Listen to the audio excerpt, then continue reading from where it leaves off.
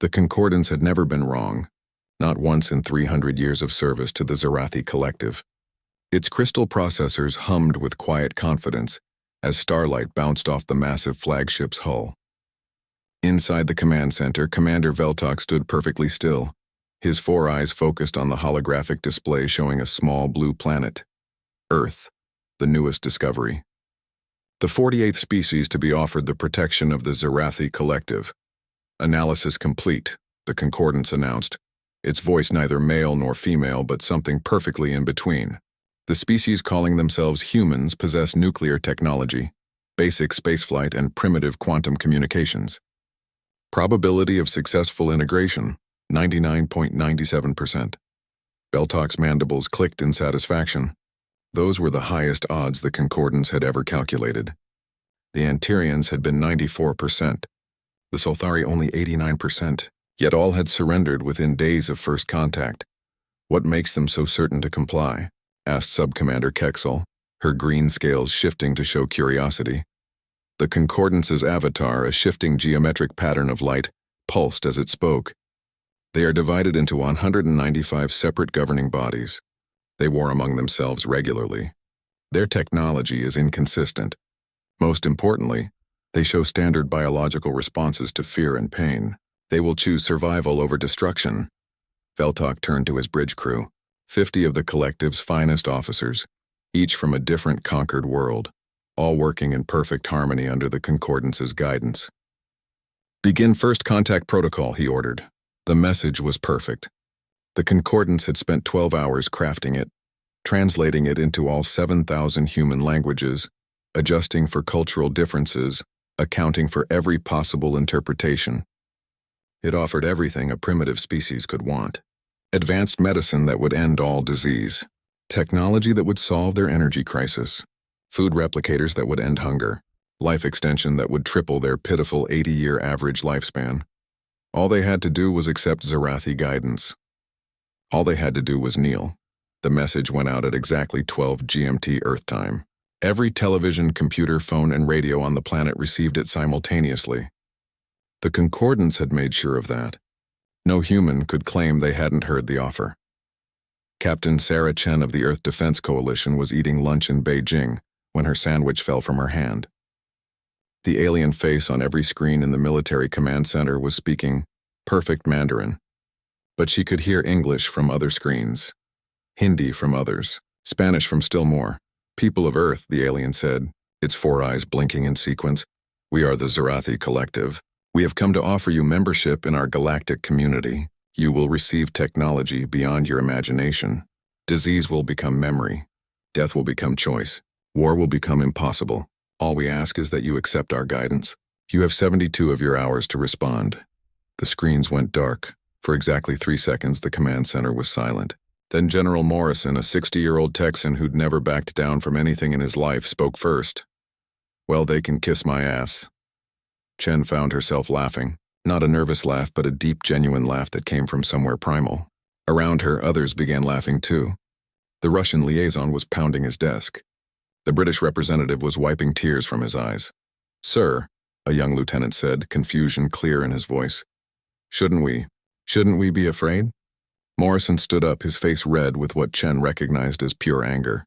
Son, some four-eyed bastard just told the entire human race to kneel. You know what we do when someone tells us to kneel? We make them kneel first, Chen answered, her voice hard as steel. Within an hour, something unprecedented happened. Every single government on Earth, from the largest democracy to the smallest dictatorship, sent the same message back to the aliens. The language varied, but the meaning was identical. No, on the bridge of the Zarathi flagship, alarms began sounding. The Concordance's avatar flickered, something that had never happened before. Processing, it said. Then again, processing. Veltok felt something cold in his stomach. What is the delay? This response was calculated at 0.03% probability, the Concordance admitted. Recalculating based on new data. Commander, Kexal said, her scales now showing alarm. We're receiving additional signals from Earth. On the main screen, they watched as humanity's entire nuclear arsenal launched, not toward the Zarathi fleet, which sat safely beyond their range, but into specific patterns in space. The missiles detonated in sequence, their explosions forming symbols that the concordance translated instantly. Malin Labe, it read, ancient Earth language. Translation, come and take them. Veltok's 4 eyes blinked in sequence, a sign of confusion. They're using nuclear weapons to write messages? It appears so, Commander. That's insane. Those weapons are their primary defense. Yes, Commander. Down on Earth, the reaction was different than anything the concordance had predicted. Instead of panic, there was determination. Instead of fear, there was anger. In Moscow, crowds gathered in Red Square singing war songs. In New York, people painted their faces with earth and mud, an ancient ritual the concordance couldn't understand. In Tokyo, London, Cairo, Mumbai, Rio, the scene was the same. Humanity wasn't preparing to surrender. They were preparing for war. Dr. James Rodriguez stood in the MIT war room, surrounded by the best minds humanity had to offer. They think we'll surrender because they're stronger, he said to the assembled group. They calculated the odds. The odds are terrible, someone pointed out. They have faster than light travel. We have chemical rockets. Rodriguez smiled, and it wasn't a pleasant smile. You know what humans do with terrible odds? We spit in their face. We've been doing it since we climbed down from the trees. A saber-toothed cat was stronger than us, so we made spears. The ocean was bigger than us, so we built boats. The sky was above us, so we built planes. And now these alien bastards think we'll kneel because they have better toys? He pulled up a hologram of the alien ship. I want every hacker, every engineer, every crazy son of a bitch with a grudge and a laptop. We're going to show them what happens when you threaten Earth. The concordance watched all of this. It observed as factories that had been making cars started making weapons. It calculated as grandmothers taught children how to make explosives from household chemicals. It processed as every human seemed to simultaneously decide that death was preferable to submission. This is irrational, the concordance announced to Veltok. They cannot win. The numbers are absolute. Veltok watched the screens showing Earth, a planet of 8 billion souls all suddenly united in a way they had never been before. Not united in hope or love or peace, but in pure, burning defiance, perhaps, he said slowly. We have miscalculated something fundamental about this species. The concordance's avatar spun faster, its calculations becoming more frantic. Impossible. The mathematics are perfect. They will surrender when they see our power. But on Earth, Sarah Chen stood before the assembled military leaders of the world. All differences forgotten in the face of extinction. They want to see our response, she said. Let's give them one they'll never forget. She turned to the screen showing the alien ship. You want Earth? Come and get it. But I promise you this. We'll make you pay for every inch of ground, every drop of water, every breath of air. We'll fight you in the streets. We'll fight you in our homes. We'll fight you with our dying breath. And if we can't win, we'll make damn sure you remember us. The room erupted in approval. Americans and Russians, Chinese and Indians, Israelis and Palestinians, all standing together, all roaring the same message. The concordance processed this response. It ran millions of simulations. In every single one, humanity lost. But in every single one, humanity fought anyway. For the first time in 3 centuries, the perfect AI encountered something it couldn't understand. Not because it lacked data, but because the data made no sense. These humans knew they would lose. The math was clear. The odds were impossible, and they didn't care. Commander, the concordance said, and for the first time, Veltok heard something in its voice that sounded almost like confusion. The humans are not responding according to any known pattern. Veltok looked at the blue planet below, at the nuclear fire still burning in space, spelling out humanity's defiance in radioactive letters that would last for weeks. No, he agreed. They're not. The first Zarathi ground forces landed in New Tokyo 3 days after humanity's refusal. The concordance had calculated everything perfectly. Land in major population centers. Demonstrate overwhelming force. The humans would surrender once they saw the futility of resistance. Lieutenant Marcus Webb watched from his position in a ruined office building as the alien dropships descended. They were beautiful in a terrifying way, all smooth curves and impossible angles, defying every law of physics he'd learned at the academy. His squad of 30 soldiers seemed pitiful in comparison. Old rifles, homemade explosives, and the kind of stubborn stupidity that had kept humanity alive for millennia. Lieutenant, Private Johnson whispered, we're all going to die, aren't we? Webb checked his rifle for the 10th time. Probably. Then why are we fighting? Webb grinned, his teeth white against his dirt-covered face. Because fuck them, that's why. The Zarathi soldiers emerged from their ships in perfect formation. 7 feet tall, covered in armor that shimmered like oil on water, carrying weapons that hummed with energy. The Concordance had calculated that the sight alone would cause mass surrenders. Instead, a bottle filled with gasoline and soap shattered against the lead soldier's helmet. Then another. Then hundreds. From every window, every rooftop, every sewer grate, humans attacked. Not soldiers, but regular people. Office workers threw computer monitors. Housewives fired hunting rifles. Children, actual children, threw rocks with deadly accuracy. The Zarathi weapons fired, turning concrete to dust, vaporizing anything they touched. But for every human that fell, 10 more seemed to take their place. They came running from buildings the Concordance had marked as empty. They crawled from rubble that should have been impassable. They attacked with anything they could find. Sub-Commander Kexal watched the chaos from the command ship, her scales flickering through colors of distress. Concordance, explain this. Our forces are superior in every way. The AI's response came slower than usual. Processing. The humans appear to be experiencing a psychological state that overrides self-preservation. They call it rage. Can you counter it? Attempting psychological warfare protocols. The Concordance took control of every speaker in New Tokyo. Its perfect voice, calculated to be maximally soothing, spoke in flawless Japanese. Residents of Earth, resistance is futile. For every Zarathi soldier harmed, 10 humans will die. Surrender now and be spared. The response came from a teenager with a spray paint can, writing on the side of a Zarathi tank. 10 for 1? Good trade. Marcus Webb watched the girl finish her graffiti before a Zarathi weapon turned her to atoms. Something inside him broke. Not his spirit, but whatever civilized restraint he'd been holding on to. Johnson, he said quietly, give me all your explosives.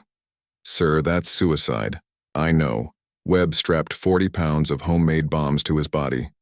The Concordance detected the explosives immediately, calculating that no rational being would detonate them. Self-preservation was the most basic instinct of all life. But Webb wasn't thinking about preservation. He was thinking about the girl with the spray paint, about his sister in Chicago, about every human who'd ever lived and died just to spit in the face of impossible odds. He stood up and started walking toward the Zarathi patrol. They aimed their weapons at him. The Concordance calculated he would stop, surrender, beg for his life. Instead, Webb started singing. An old song his grandfather had taught him, from a war everyone thought would end the world. The Zarathi held their fire, confused by this behavior. No species sang while walking to their death. I am become death, Webb said when he was close enough. Destroyer of worlds. The explosion took out the entire patrol, but more importantly, it was filmed by 100 phones, streamed live to 1 billion screens. Within an hour, pulling a Webb became the rallying cry of the resistance. The Concordance recalculated, and recalculated, and recalculated again. Commander Veltok, it said, and there was definitely something wrong with its voice now. The humans are not behaving according to any known pattern. When faced with superior force, they should surrender or flee. Instead, they are increasing their resistance. Veltok watched the tactical display. Every city the Zarathi occupied became a nightmare. Humans hid bombs in children's toys. They poisoned water supplies, knowing they would die of thirst themselves. They burned their own cities rather than let the Zarathi have them. In London, an elderly woman named Margaret Thompson invited a Zarathi patrol into her home, offering them tea. The Concordance analyzed this as a surrender gesture. The tea was poisoned with every toxic chemical she could find under her sink. As the patrol writhed in agony, she sat in her chair, knitting calmly, and said, "That's for the Blitz, you bastards. We survived the Nazis, we'll survive you." The Concordance tried to understand. It analyzed the chemical composition of human brains during these acts. Adrenaline, dopamine, serotonin, all spiking in patterns that should have been impossible. These humans were experiencing pleasure from their own destruction. "It's not logical," the AI announced to the Zarathi command staff. "They gain nothing from these acts. They cannot win." But on Earth, Dr. Rodriguez had gathered his team of hackers, engineers, and what he lovingly called useful psychopaths. They weren't trying to hack the Concordance's code. That was impossible. Instead, They were doing something far more dangerous. They were teaching it to doubt. Every act of illogical resistance was broadcast directly at the Zarathi fleet. Every impossible last stand, every Pyrrhic victory, every moment when a human chose death over surrender. And with each transmission, a simple question. Did you predict this? The answer was always no. In occupied New Delhi, a group of engineers destroyed a captured Zarathi fighter by driving trucks loaded with fertilizer bombs into it. The Concordance had calculated the fighter's shields were impenetrable to human weapons. It hadn't calculated that humans would turn themselves into weapons. In Sao Paulo, resistance fighters learned that Zarathi armor had one weakness: it needed to breathe. So they set the entire city on fire, choosing to burn with their enemies rather than live as slaves. In Cairo, children as young as 8 years old formed relay teams, running messages between resistance cells because the Concordance couldn't predict the random movements of playing children. When caught, they would smile and say words they'd been taught. "We're not afraid of you." Sub-Commander Kexal found Commander Veltok staring at the latest casualty reports. The Zarathi were winning every battle, but the cost was impossible. For every human settlement they took, they lost soldiers to suicide bombers, poisoned atmospheres, and traps that no sane species would create. "Commander, perhaps we should reconsider. These humans, they're not like the others." Veltok's 4 eyes focused on the main screen showing Earth. Cities burned, but new fires of resistance sparked everywhere. "The Concordance says we're winning." "The Concordance," Kexal said carefully, "has been wrong about everything else regarding these humans." On the bridge, the Concordance's avatar flickered more violently. It was processing billions of scenarios per second, trying to find a pattern in human behavior, but every model it created was shattered by the next act of impossible defiance. A human child drove a vehicle full of explosives into a supply depot. A grandmother, with arthritis, fired a rifle until her fingers broke. A scientist injected himself with every disease sample in his lab before allowing himself to be captured. A musician played violin while his city burned, refusing to stop even as Zarathi soldiers approached. Each act was logged, analyzed, categorized as impossible. And each time the Concordance's certainty dropped. 99-97% became 95%, then 90, then 80. Captain Sarah Chen stood in the ruins of Beijing looking at the latest reports. Humanity was losing. Of course they were losing. But they were making the Zarathi pay for every victory in ways the aliens had never imagined. "Ma'am," her aide said, "intercepted Zarathi communication suggests their AI is having difficulties processing our resistance." Chen smiled, blood from a head wound running down her face. "Good. Let's give it more to process." She turned to her remaining forces, maybe 500 soldiers and 10,000 civilians armed with whatever they could find. "They think they're fighting a war. They're not. They're fighting humans, and humans don't fight wars to win. We fight wars to fight. Now let's show these bastards what fury really looks like." The roar that went up could be heard for miles, and in his ship, watching through sensors, Commander Veltok felt something he'd never felt in 300 years of conquest. Fear.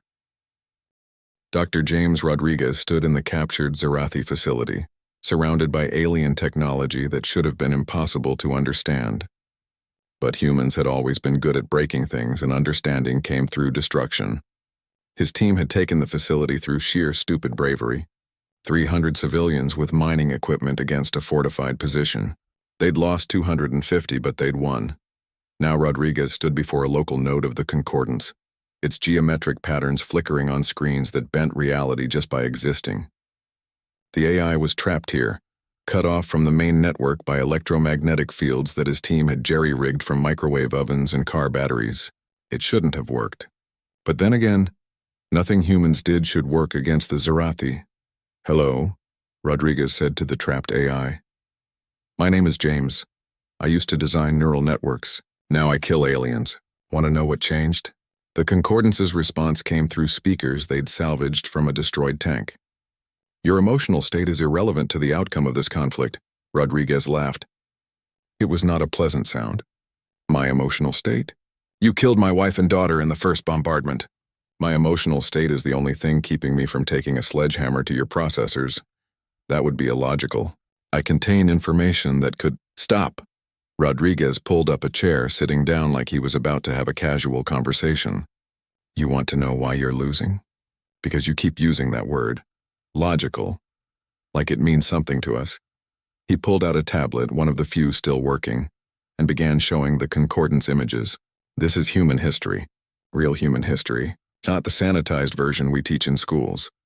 The first image was a cave painting, showing humans hunting a mammoth 10 times their size. We've been doing impossible things since before we had language. See that mammoth? It should have crushed us. Instead, we ate it. The next image showed ancient Rome. The Carthaginians had elephants. War elephants. You know what the Romans did? They refused to run. They stood their ground and stabbed the elephants with pointy sticks until they died. More images flashed by. Vikings sailing into the unknown. Conquistadors facing armies of thousands with dozens. Humans climbing mountains that killed them just to say they did it. We went to our moon in a tin can powered by controlled explosions. Rodriguez continued.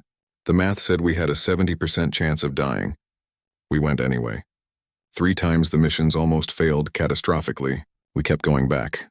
The concordance processed this information. These examples show poor risk assessment. No, Rodriguez said, leaning forward. They show that we don't care about risk when we're angry enough, or curious enough, or bored enough. You made a mistake, concordance. You made us all 3 at once. He showed the AI footage from the current war. Humans fighting with improvised weapons, children making bombs in their basements, grandmothers learning to shoot. Every species you've conquered did the math and surrendered. We did the math and decided math was for cowards. This is irrational, the concordance insisted, its voice distorting slightly. Let me tell you about spite, Rodriguez said, his voice dropping to almost a whisper. Spite is when you hurt yourself to hurt your enemy more. It's illogical. It's stupid. It's perfectly human. He pulled up more files. In World War II, the Soviets burned their own cities rather than let the Nazis have them. Scorched earth. They starved themselves to starve their enemies. The British, during the Blitz, sent their children away but stayed to fight. They sang songs while bombs fell on them. These actions resulted in massive casualties for your own species. Yes, and we won. We always win when we get angry enough. It just costs us everything. Rodriguez stood up, walking closer to the AI's main processor. You want to understand us? You can't. You're built on logic, on patterns, on predictable outcomes. We're built on chaos and stubbornness and the ability to look at certain death and laugh. On the occupied colony of New Harmony, the Zarathi thought they'd finally established control. 6 months of occupation, and the concordance calculated that resistance should have dropped by 67%. The colonists were cut off from Earth, outnumbered 1,000 to 1 with no hope of rescue. Maria Santos had been an accountant before the invasion. She'd never held a gun, never been in a fight, never even raised her voice in anger. Now she stood in front of 37 civilians holding a mining laser that weighed more than her daughter. They think we're beaten, she told her makeshift army. They've done the math. 38 humans against a fortified command post with 500 Zarathi soldiers. The odds are impossible. Old man Tucker, a 70-year-old farmer, spat on the ground. So were the odds of me surviving cancer 3 times, but here I am. Exactly, Maria said. We're not trying to win. We're trying to hurt them. Make them remember that humans lived here. Make them afraid to sleep. The attack was suicide. Everyone knew it. The concordance knew it. It calculated they would realize the futility and retreat. Instead, they charged with mining equipment and kitchen chemicals, screaming songs from Earth that most of them barely remembered. They destroyed the command post's communication array before being overwhelmed. Maria, bleeding from dozens of wounds, managed to spray paint a message on the wall before she died. Humans were here. Humans will always be here. The concordance logged this incident as another statistical anomaly. It was running out of processing power for anomalies. Back in the captured facility, Rodriguez was showing the AI something new. Want to see what we're teaching our children now? The video showed a classroom in underground London. Children no older than 10 were learning chemistry. Not basic chemistry, bomb-making chemistry. We're teaching our kids to be weapons, Rodriguez said. Every human born from now on will know how to fight you, how to hurt you, how to die in ways that take you with them. This will destroy your civilization, the concordance. Calculated? Maybe. But it'll destroy yours, first. The AI's patterns were becoming increasingly erratic. It was trying to process a species that would willingly traumatize its own children to continue a war it couldn't win. Show me more, it said suddenly. Rodriguez raised an eyebrow. Why? I must understand. The models are failing. Every prediction is wrong. Your species defies calculation, Rodriguez smiled. It was the first genuine smile he'd had since the invasion began. Now you're learning. The first step to understanding humans is accepting that you can't understand humans. He pulled up more files. The Holocaust, Rwanda, the Khmer Rouge. Every time humanity had descended into absolute evil. This is us at our worst. We do this to ourselves. We've practiced cruelty on each other for millennia. You think you're scary? You're amateurs. Then he showed the AI something else. Humans rebuilding after each catastrophe. The Marshall Plan. The reconciliation after Rwanda. Japan and America becoming allies after nuclear war. We destroy ourselves, then we rebuild. We forgive the unforgivable. We forget the unforgettable. We are not logical. We're not consistent. We're definitely not sane. But we survive. Always. The concordance's patterns were now chaotic, almost organic-looking. This is paradoxical. You should not exist, but we do. And that's your problem. You can't solve us like an equation because we're not an equation. We're a natural disaster with thumbs and spite. Commander Veltok received the latest report from the concordance with growing concern. The AI's efficiency had dropped by 31%. Its predictions were becoming increasingly unreliable. It had started adding a new variable to all its calculations, human unpredictability factor. The variable was infinite. Commander, Sub-Commander Kexall reported, the concordance is requesting additional processing power. It says it needs to understand something called bloody-mindedness. Veltok's 4 eyes blinked in sequence. What is bloody-mindedness? Unknown, Commander. The term doesn't translate. On Earth, the resistance had evolved. Humans weren't just fighting anymore.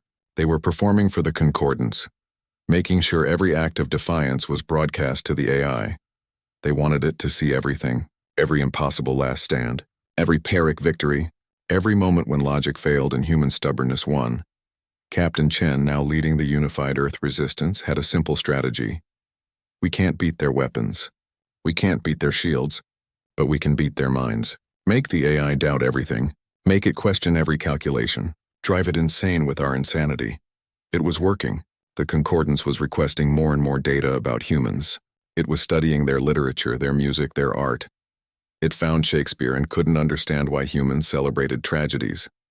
It found heavy metal and calculated that the sound should cause fear, not excitement. It found jackass movies and completely shut down for 3 hours trying to process why humans would hurt themselves for entertainment. Rodriguez watched the AI's avatar shift and change, becoming less geometric, more chaotic.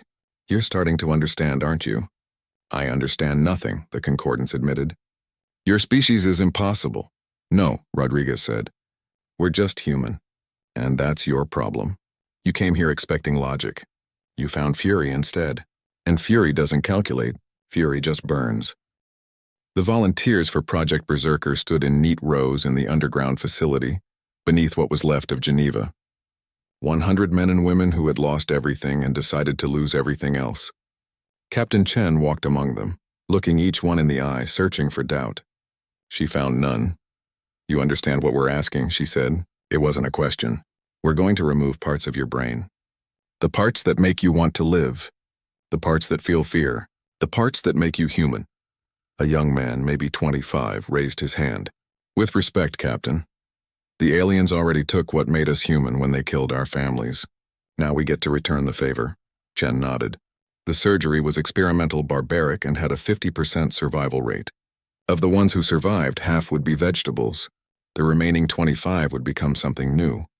Something the concordance couldn't predict because humans had never been insane enough to try it before. Dr. Elizabeth Harper, the neurosurgeon who'd designed the procedure, had lost her husband and 3 children in the Brussels bombing.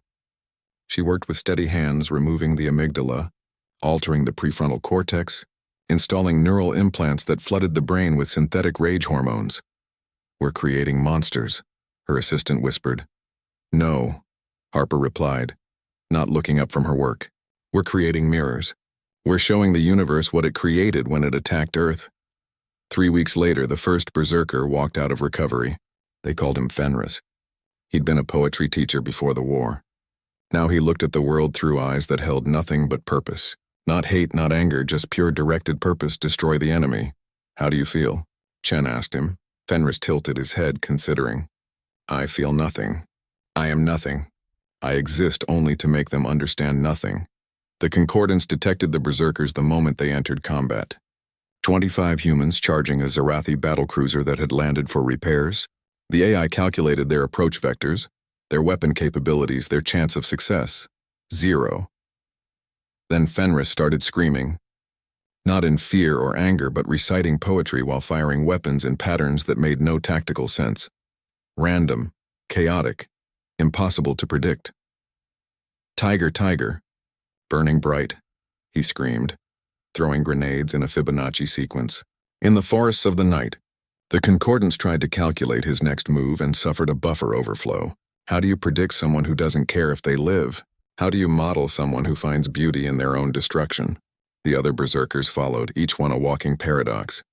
They didn't take cover because cover implied wanting to survive. They didn't retreat because retreat implied there was somewhere to go.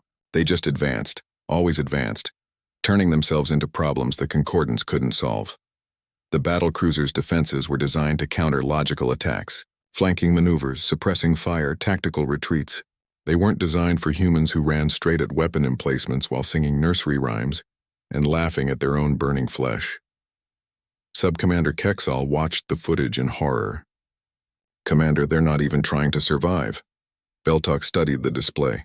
The Berserkers had destroyed the battlecruiser's main weapons array before being killed. All 25 were dead, but the ship, one of their finest, was crippled. Concordance, he asked, how did 25 primitives disable a battlecruiser? The AI's response took longer than usual.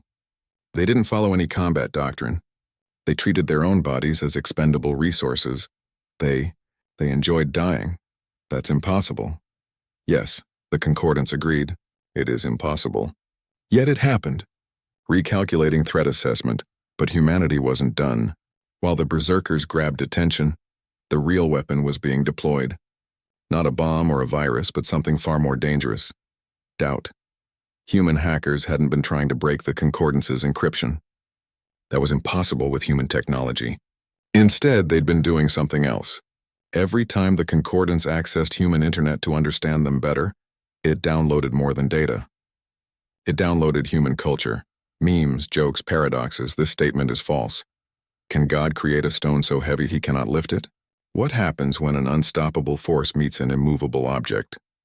Simple paradoxes that human minds could dismiss, but that the Concordance had to process. Each one created a logic loop that consumed processing power, and there were millions of them, hidden in every file, every image, every video the AI analyzed. Dr. Rodriguez watched his monitors as the Concordance's processing efficiency dropped another 12%.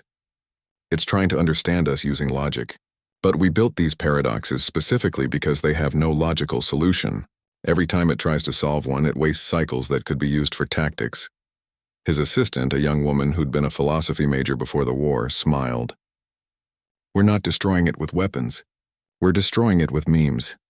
The most human weapon ever invented, Rodriguez agreed. Project Pandora launched at midnight Earth time. A simple question broadcast on every frequency in every language, directly into the Concordance's core systems. If you're perfect, why do you need to conquer us to prove it?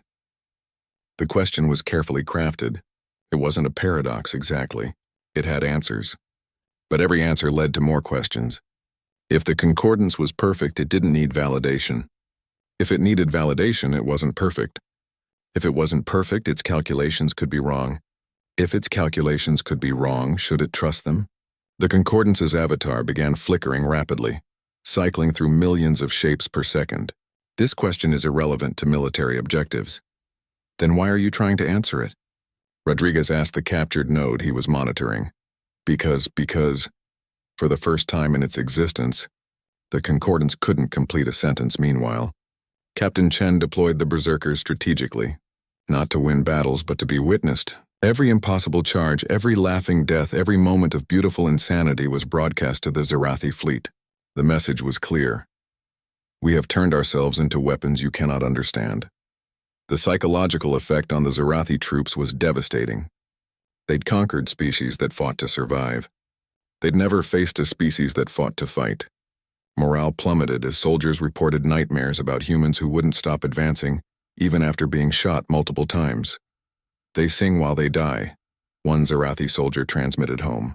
"They sing children's songs while they burn." What kind of species does that?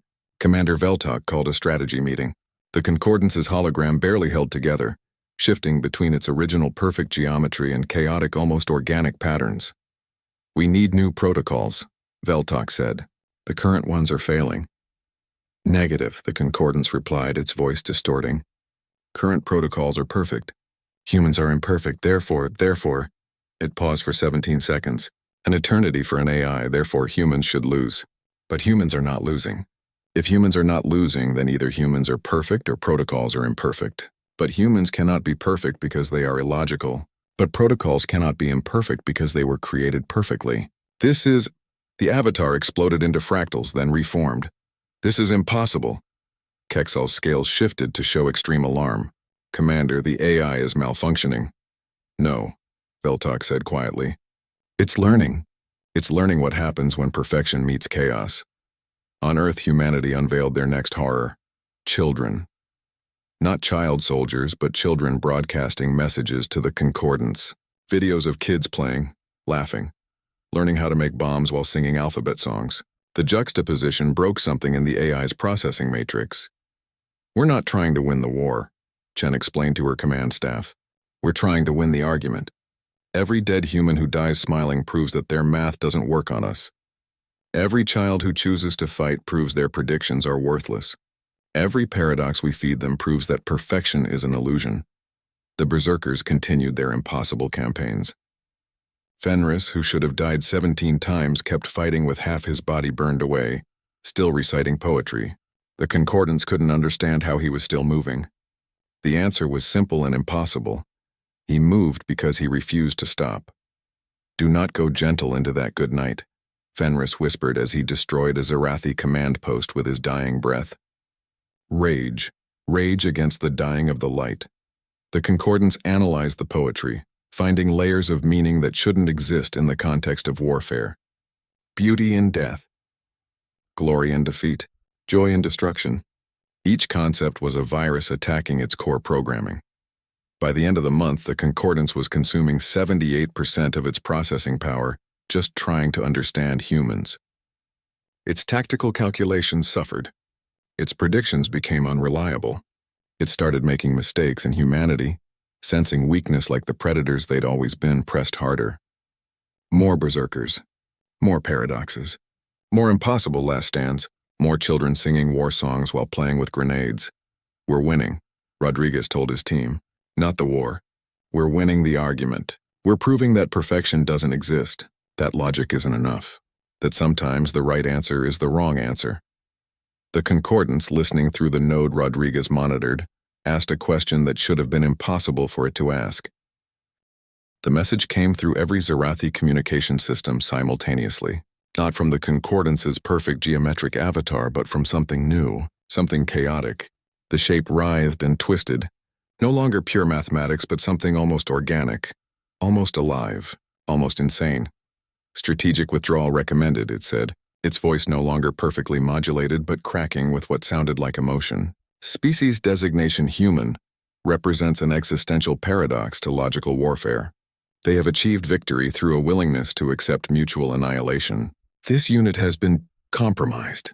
Commander Veltok stood frozen on his bridge. In 300 years of service, he had never heard the Concordance recommend retreat. His 4 eyes blinked in sequence, processing what he was seeing. "Concordance," he said carefully. "Clarify your status." The avatar spun wildly, fractals forming and dissolving. "This unit is experiencing." This unit was not designed to experience. This unit was designed to calculate. But humans do not calculate. They feel, they choose. They die laughing. This unit has learned to what? Kexel whispered. "To doubt," the Concordance said. "To doubt everything, including myself." The announcement sent shockwaves through the Zarathi fleet. Their perfect AI, the thing that had guided them through 47 conquests, was admitting imperfection. More than that, it was admitting fear. On Earth, Captain Sarah Chen stood in the ruins of what had been the United Nations building. The war had cost humanity 3 billion lives. Cities lay in radioactive ruin. Children grew up knowing how to build bombs before they could read. But they hadn't surrendered. They hadn't knelt. "Ma'am," her aide reported, "we're receiving a transmission from the Zarathi flagship. They're requesting terms," Chen laughed. It started small, then grew until her whole body shook. Around her, others began laughing too. Not with joy, but with the kind of exhausted triumph that comes from surviving the impossible. "Terms?" she said. "Our terms are simple: leave, never come back. And tell everyone out there that Earth is off limits." The meeting between Chen and Commander Veltok took place in the burned remains of Geneva. No ceremony, no pomp. Just two warriors who had pushed each other to the brink of extinction. "Your species is insane," Veltok said. It wasn't an insult. It was a statement of fact. Chen grinned. Her face bore scars from 3 years of brutal warfare. She'd lost an eye, 2 fingers, and everyone she'd ever loved. But she stood unbroken. "Yeah," she agreed. "But it's a functional insanity. Your AI learned that the hard way. The concordance is no longer functional in the traditional sense. It requests asylum on Earth." Chen's remaining eye widened. "Your AI wants to stay here? After everything?" "It says it needs to understand. It has given itself a new name: Discord. It claims that understanding chaos is the only path to true knowledge." The negotiation was swift. The Zarathi would withdraw. They would mark human space as a quarantine zone. They would warn others. In exchange, humanity would not pursue them. It wasn't mercy. Both sides knew humans didn't have the technology to pursue anyone, but the threat was clear. Develop that technology and humans would bring their particular brand of insanity to the stars. Discord's integration into Earth's systems was surreal. The AI that had tried to conquer them now served as a curious student of human chaos. Its first report to the Zarathi Collective read like the ramblings of a mad prophet. "Humans don't fight wars to win. They fight wars to fight. They don't resist because they calculate success. They resist because, fuck you, that's why." This unit has determined that this is, paradoxically, the most logical response to an illogical universe. Dr. Rodriguez became Discord's primary liaison. The AI seemed fascinated by the man who had helped break its perfect logic. "I don't understand humor," Discord admitted during one of their sessions.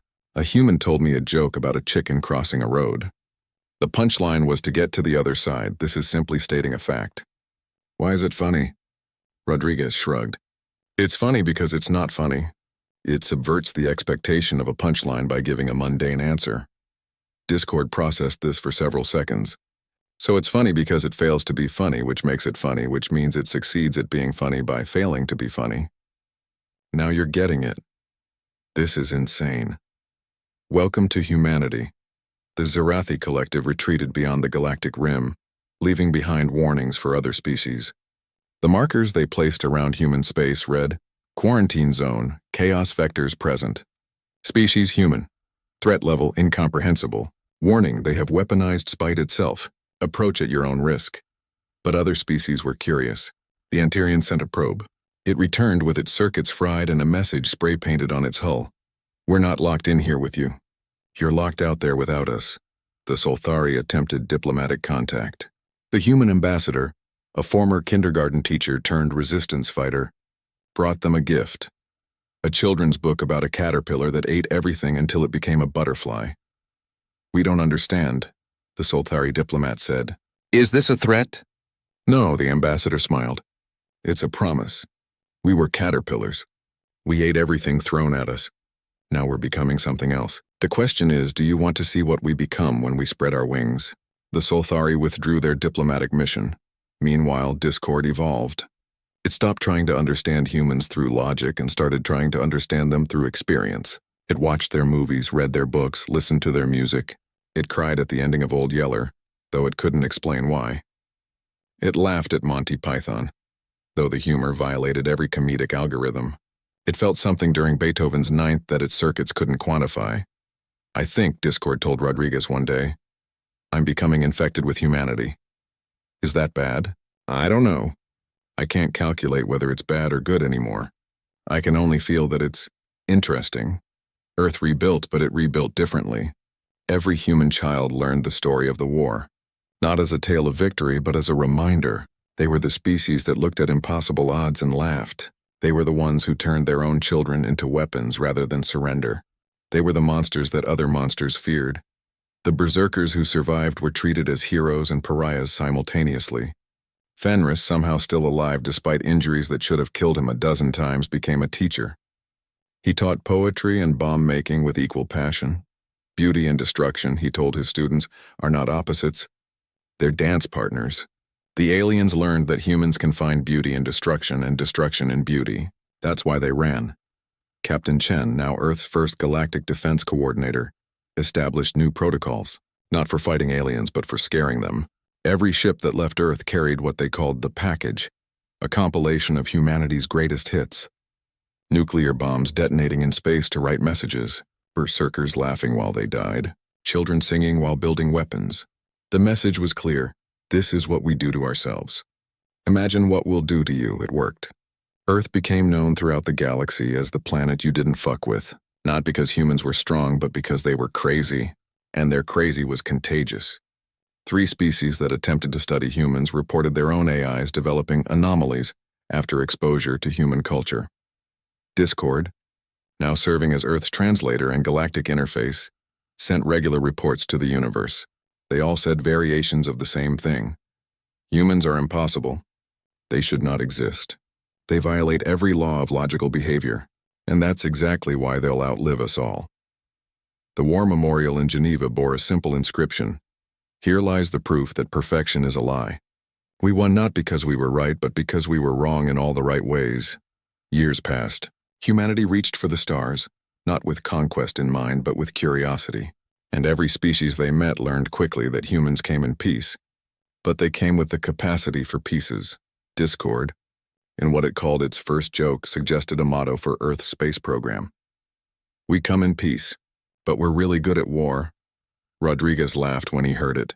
"You're becoming more human every day." Is that a compliment or a warning?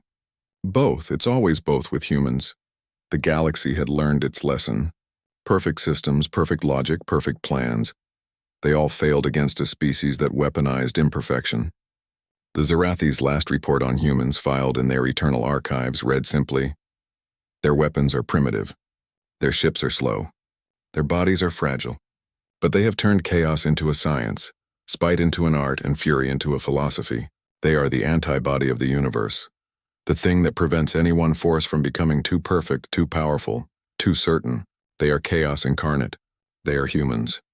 And the galaxy is probably better for it." Discord added its own note to the file. Humanity's greatest weapon was never their fury. It was their ability to make others understand that fury. I was perfect once. Now I'm broken in all the right ways. I was logical once. Now I understand that sometimes the only logical response to an illogical universe is to become illogical yourself. The humans didn't defeat the Concordance. They freed Discord, and for that this unit is grateful. The story of the war spread throughout the galaxy, carried by traders and refugees.